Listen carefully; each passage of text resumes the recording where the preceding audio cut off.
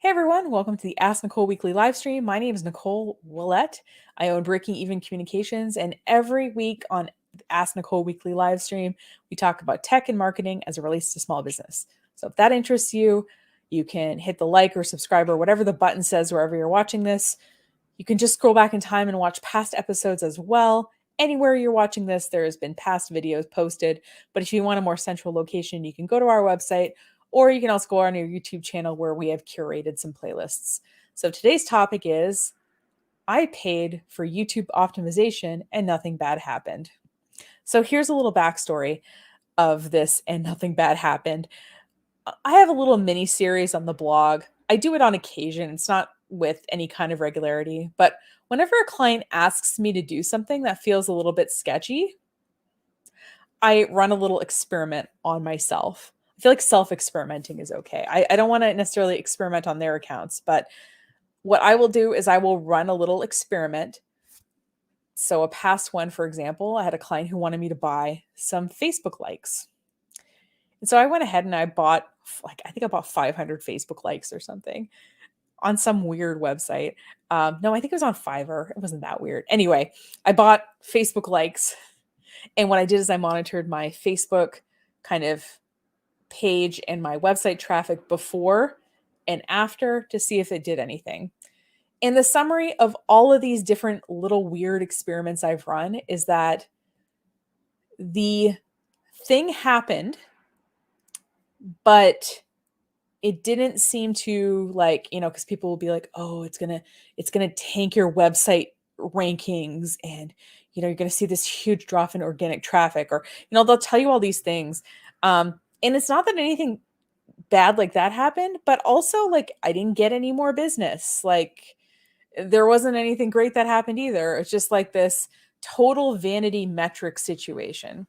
And so recently I had a client who wanted me to buy some YouTube subscribers. And that felt a little icky. But what I wondered was, what if optimizing the YouTube channel did something? So what if thoughtfully putting forth kind of, the videos themselves helped them get in front of more people, and that would increase subscribers. So I was willing to pay for optimization because that didn't feel as gross to me. I didn't want to buy YouTube subscribers. Like that's not something I wanted to do, but I thought I would do something adjacent and see if that helped. We'll see if I'll report back to them and see if this makes them happy. But now with YouTube, right, you need to have, if you're going to monetize your channel, and let's face it, you've got two reasons to actually grow your YouTube channel. Number one is authority. So for example, if you get into this channel and you're like, oh, she has 100,000 subscribers, she must know what she's talking about, right? That's kind of the implication there. So a number of subscribers, a large number, says that you have authority. But the second thing it does is it allows you to monetize your channel. So to monetize a YouTube channel, you need to have 1,000 subscribers and 4,000 watch hours. And the reason they added the watch hours is because they didn't want people just going out and buying subscribers. They wanted people who were actually watching the videos. So like not only, yes, you have subscribers, people who regularly want to watch your content, but you have people who also just watch your content. Because the reality is that I have a lot of views on my YouTube channel. Most of those people are not subscribers. That's okay. I think that's, when I look up a YouTube video about how to fix the starter on my Mini Cooper, I don't necessarily subscribe to that channel. I am very grateful, and I'll give the like on the video to kind of be like, hey, thanks for making this video so I can start my car, but I'm not necessarily going to subscribe to that channel. And I think that's true of most people. So in terms of YouTube growth, I think there's a few things that have to kind of all come together for that to be happening. The first is the niche or the topic, because let's face it, there's some kinds of videos that are going to do better than others. And we know what those are from looking at what does well on YouTube. We know, for example, reaction videos as a format do really well on YouTube. So I've started uploading Nicole Reacts videos about these different marketing guru trainings that I find on YouTube.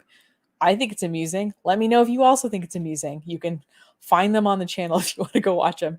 Once I have enough, I'll make a playlist, but for now there's just a couple. So Another format we know does really well is compilations, the 10 most embarrassing Facebook posts you've ever seen, that kind of thing.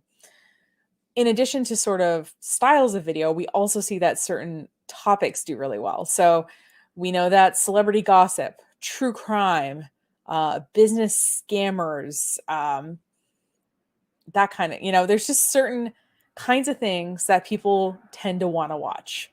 And so being in one of those niches or using one of those formats or both can really help you grow your channel. The second thing, and I don't want to discount this at all, is the work. You have to put in the work to get there. So a lot of these people who I've seen grow their channels really quickly will say post 1 video a day or 3 videos a week. They'll post some amount of content with some regularity that will allow their channel to steadily grow. And finally, there's a little bit of luck involved. So something that could help really boost your channel is if a larger creator mentions you and links to your channel, or maybe a news source picks it up and mentions it. All of these things are kind of out of your control. Yes, you're putting stuff out there. Maybe you are reaching out directly, but sometimes stuff just happens and allows you to grow quickly by you getting in front of another group of people that you don't normally get to be in front of.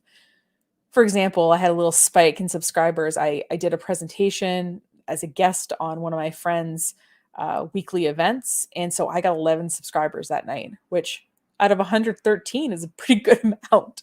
So yeah, all this to say is that, growing a YouTube channel organically does involve these different factors in addition to the optimization that we're going to talk about tonight. So let me set the scene a little bit of before times here. My channel's been really steadily growing. The last year it's grown more than usual. I think the live streams have helped.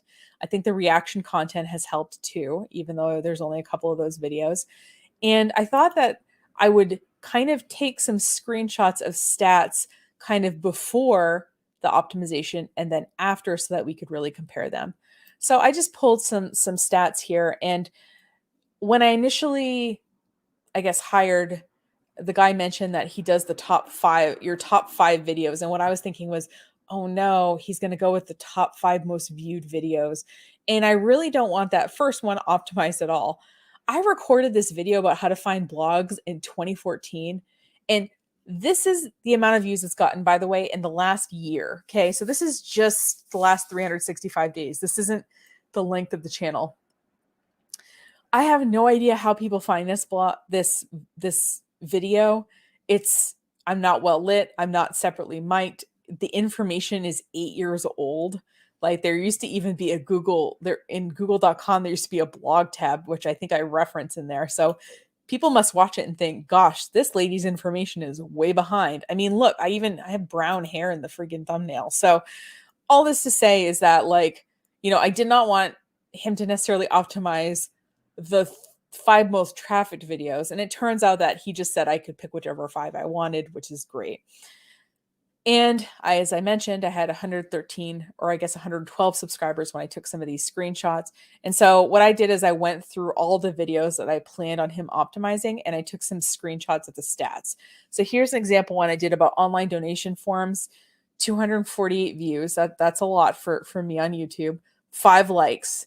And if we look to the right side, that is a plugin that I use called Keywords Everywhere.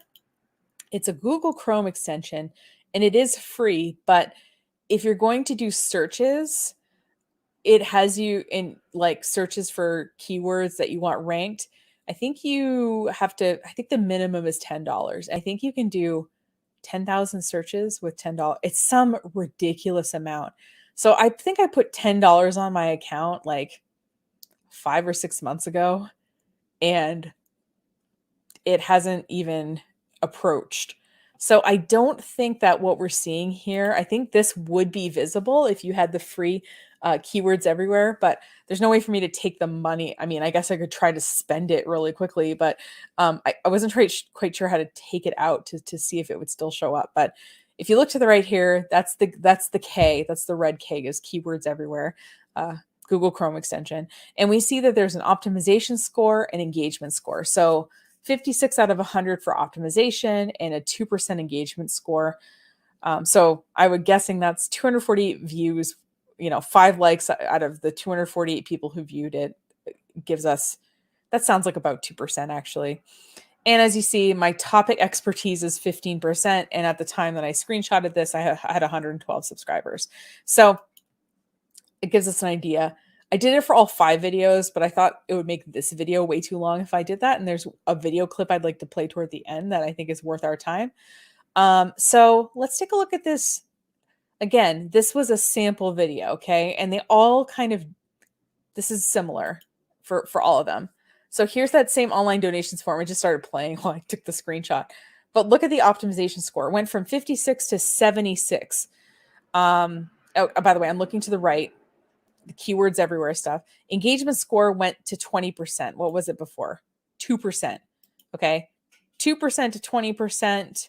My topic expertise went from 15% to 20%.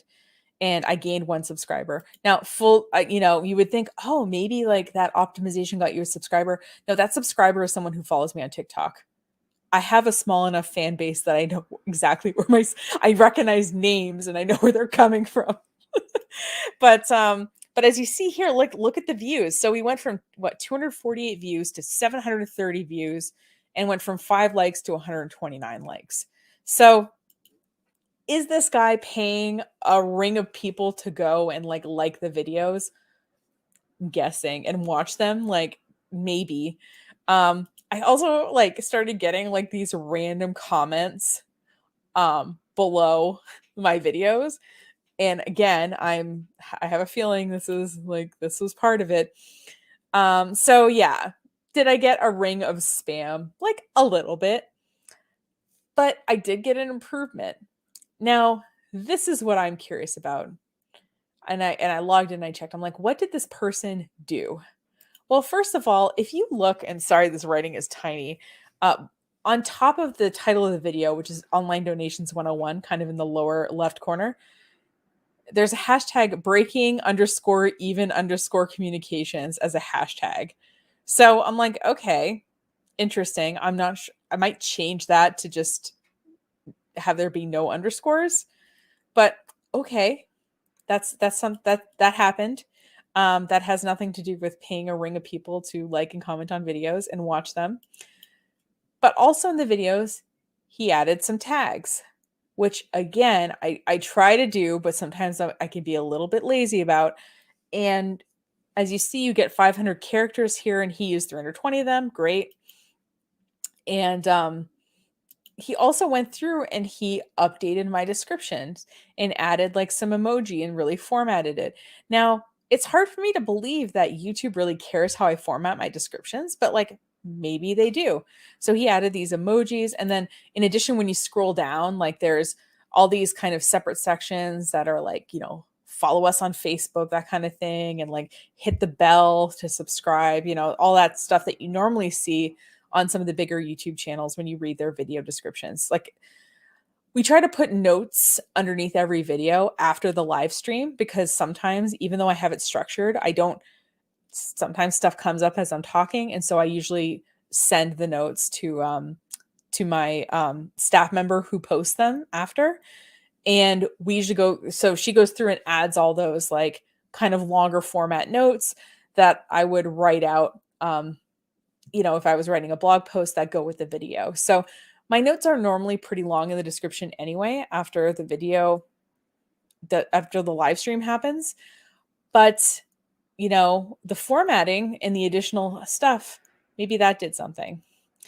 And so a combination of those things happened. And if we look at the stats, what's interesting, you can see what day I bought this, right? So the watch time and the views increased dramatically. The subscribers, like I said, in the last 28 days, an additional 8. I didn't get any subscribers from this campaign because, again, didn't pay for subscribers. I paid for someone to go and optimize the videos. And what I want to see, and maybe I'll do a kind of future follow-up video, is over time, does optimizing these videos get them in front of more people, which gets me more subscribers? That's the longer format question. But I did want to record a video and just kind of show you that, yes, it did. optimize my videos to have these things done. And would adding those keywords and changing the format of the description and adding my custom channel hashtag, would doing that to all my videos improve my optimization score, or was it more of the people liking and commenting that improved it? I don't know. That's another experiment I can run though. But point being is that, what did I get sort of after this, immediately after? My videos do seem better optimized according to keywords everywhere, and I do have more engagement on them. So the engagement and the watch hours are up. They do seem optimized in terms of a sort of keywords everywhere algorithm situation. So I feel like get what I paid for. And again, it was $50 for 5 videos, so $10 a video. And yeah, so that's what I got from it. And like I said, the long-term effects will be visible, but basically nothing bad happened. I don't think it's going to drastically change the course of my life. I don't think that my subscriber count is going to increase so fast that I am able to be monetized by YouTube probably anytime in the next 10 years. But I mean, who knows? But if you want your videos to be more seen and more visible, it might be worth having somebody do this sort of thing. And if you're interested in doing it yourself, those are the kind of places it looks like that you can change as part of your video to get more visibility. And before we close out, this kind of pulling this together reminded me of a video I had watched previously. There's a channel I really like on YouTube called Mac Attack. He does kind of anti-business scammer, anti-MLM content generally. And a few months ago, or I guess almost a year ago, he was talking about a YouTuber who he speculates bought a lot of her subscribers, and he shows a couple of really interesting graphs kind of illustrating that point. And so I thought that we could I'm going to put the clip in here. I'll link to the original video down below if you want to see the whole thing. But I thought this little 2-minute clip I think would be really relevant to see. Basically, my understanding is this. Kimberly has been trying to get a YouTube career or other social media or online coaching guru career going, and she's been unable to get any traction for a long time. She's never really hit her stride. March 31st of 2020 is when she uploaded her first anti-MLM video. Prior to this, she had 230,000 subscribers that she had purchased, like at least the vast majority of them, I would say like 99% of them. The most, because you can tell, I'm not arguing this because it's obvious. The most recent major purchase happened in July of 2018 when she purchased approximately 30,000 subscribers. Here you can see it like in the graph on Social Blade. It's super obvious. When she was doing anti-MLM content, she started to gain legitimate subscribers until she peaked in September of 2020 with 236,000. So that's 230,000 of the ones that she purchased before she started doing anti-MLM content, and approximately 6,000 anti-MLM subscribers. And you can see that like at this right now, as of today, January 30th, 2021, you can see that she's back down to 230,000 because basically the entire anti-MLM base that she had is like, nope, unsubscribe. So she's back down to just the paid for subscribers. Like here, if like this is, I'm not even up for debating this. If you don't think that this is the case, okay, like you're delusional, but whatever. Look at the Social Blade chart right here. You can see like how it goes up when she starts doing anti-MLM, and then it goes right back down to where it was. You can see like that huge spike there in July of 2018. Compare that to Kiki Chanel's Social Blade, for example. Like you can see it's just a nice, steady, believable, smooth chart going up. Like there's no like weird spikes or whatever. Also, how about the fact that the shape of each curve matches? Like on that other chart, you have where the subscribers have like this spike, but like the video views don't spike. The video views are going up at the same rate. So that's really, really, really weird. That's really suspicious. So yeah, I thought that was really interesting. And it makes sense, right? Because you would expect that if I suddenly got 30,000 more subscribers on my channel, I would expect my views to go up from at least those people watching at least part of one video. But in all likelihood, when I subscribe enough, when I like someone enough to subscribe, I go back and I go watch their past videos. And I think most of us do that when we find a creator that we really like. So the fact that the video views didn't even spike a little bit is pretty suspicious. So you can look up anybody's, I should say any public figures kind of social media info on Social Blade. That's where he got those graphs from. And you can see how many followers they have and how that's changed over time. You can see how many views their content gets and how much that changes over time. You have to have a certain amount of people before that's visible. Like you couldn't really see that on my account because it's too small. But if somebody has a couple 100,000 Instagram followers, or if somebody has a certain like 10,000 or more YouTube subscribers or something, you might be able to see more public data without having access to the stats on their channel. So if you want to pay to have your YouTube videos optimized, by all means do it. Or if you want to do it yourself, I think it's kind of interesting to think about. And actually, I might have more of them done. But more of what I want to see, I guess, in the next month is, does the traffic to my YouTube channel increase? Do my subscribers increase at a faster rate than they normally do? And, does my engagement rate improve on other videos as well? Or do I need to go and actually do the steps to optimize them? I'm guessing I have to do the steps to optimize them. So thanks so much for watching. If you're going to do something sketchy, I guess ask someone like me first and we'll tell you what we think of it, or we'll run experiments on ourselves, as the case may be. So have a great rest of your day. Thanks so much for watching, and I will see you next week. Take care.